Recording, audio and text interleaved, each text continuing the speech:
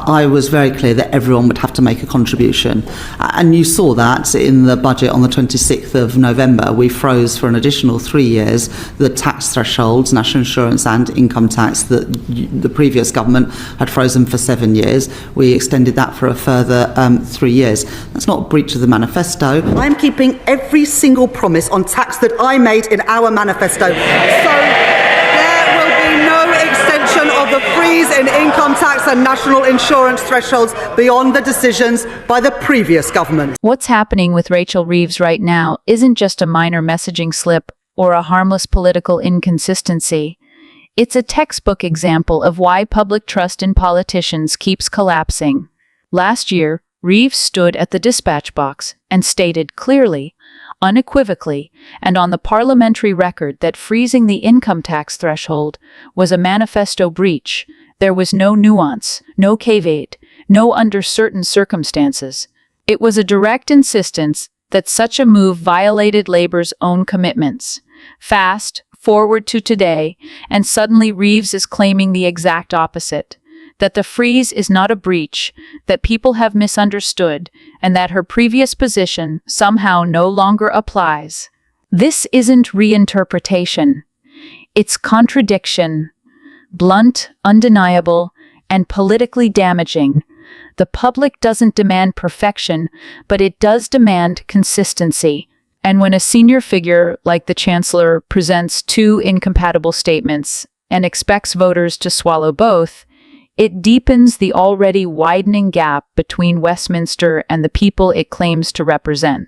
Reeves can invoke macroeconomic pressures, fiscal realities, or shifting conditions all she wants, but none of that erases the simple, glaring fact.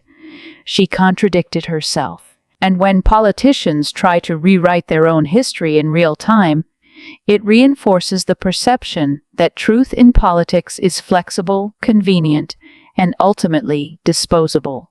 At a moment when trust in institutions is already on life support, this kind of rhetorical shape-shifting is not just a bad look, it's corrosive. It reminds people why they roll their eyes at political promises, why they assume every assurance has an expiration date, and why cynicism has become the default setting for so many voters. Rachel Reeves didn't just reverse a position. She handed critics a perfect example of the political doublespeak that drives the public away. And I wanted to ask you specifically about the video footage that was taken on the victim's mobile phone, some of which was released as evidence, some of which has appeared in the national media. She clearly is asking for help. We understand in part of the footage, somebody, a dog walker, a woman, went over and spoke with them to check if she was okay, but there wasn't an intervention and the terrible crime went on to happen. Now, the barrister defending one of these convicted rapists who has seen the full footage has said that it's so appalling it could cause riots if it were to be released. Danny Shaw, I wanted to ask you if there's a greater public interest issue perhaps here to release that footage, of course with the permission of the victim. It should never be done without their say-so. I'm looking back, of course, to the Jamie Bulger case in 1993, where Mr. Justice Moreland took the unprecedented decision to release very, very concerning and shocking footage to facilitate an informed public debate around crimes and young safety. Might there be a case to release this footage? Well, the only footage that I've seen is footage of the two attackers leading the 15-year-old girl into a secluded part of the park.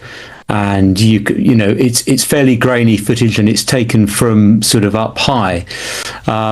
So that's what I've seen. I'm aware that she has got some other footage that she took on her own mobile phone, I think of, before the attack and the aftermath of the attack. I'm not sure what purpose that serves, to be really honest. This was a horrific attack. The details have been laid out in court. We know what happened. We've heard the victim's statement, which itself is very distressing and is often actually more distressing than seeing the footage itself, is actually hearing in the victim's own words about the effect of what has happened. I think you have to be careful about releasing footage that would make things worse for the victim. Don't forget, it's not like it's be on the TV 1 minute and then it's off. It'll be on the internet for life, and that's her life you're talking about, and it's the way it would affect her. So I think that's the main consideration. I know you talked about the James Bolger case. The footage that was shown was of the two lads abducting James Bolger from the shopping centre. There wasn't any footage that I'm aware of the attack itself, which was horrific. The details of it, I've become aware of, but they're not often referred to, were absolutely horrendous. I don't think there's any footage of that. So the actual moment that the boy is abducted from the shopping centre has been seen. Graphic footage of an attack itself, I'm not sure what purpose that serves, if I'm being really honest. The footage in question was of the young girl who took a video footage of her as she was led away, not the actual attack as I understand it.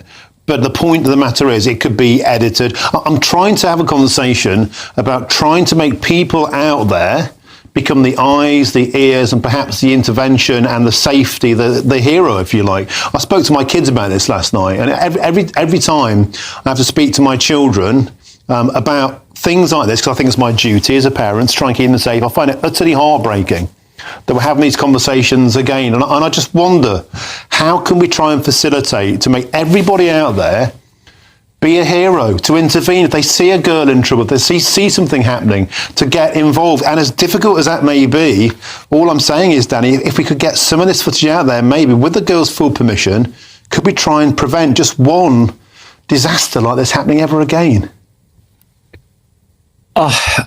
Look, I mean, if the victim was really happy for the footage to be released, then who am I to say it shouldn't be? But I think she and her family would have to think very, very carefully about that, because it's there on the internet forever once it's out there.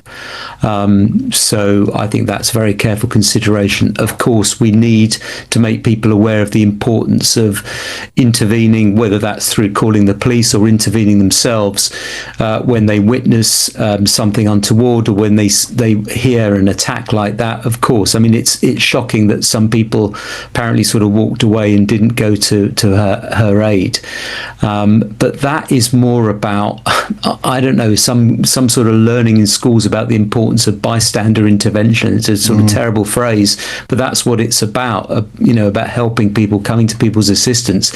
I'm not sure that just sort of presenting some footage and some rather graphic footage in that way is going to change people's attitudes around that. That's much more of a societal problem, I think, Martin, much more about educating people when they're younger about not just sort of standing by and letting things happen, but intervening in whatever way is appropriate in regards to a situation.